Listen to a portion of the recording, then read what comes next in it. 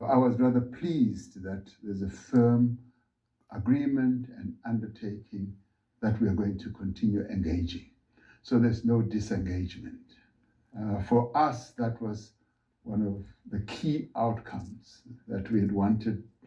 Our objective in coming here was to reset relations between the two countries and to reposition our relations, which had become contaminated by some of the issues that had been raised during the engagement, or what many people thought was also contaminating relations, for instance, the ICJ case and Ukraine, Russia, and all that. And it turned out that, yes, President Trump's concern is about the safety of people in South Africa, much as he zeroed it down to, say, white farmers. We kept saying there is a security problem, and we're not running away from that. There's criminality, and we even sought to deal with it from its genesis, that in the end, when the economy is not growing, when there's poverty, when there's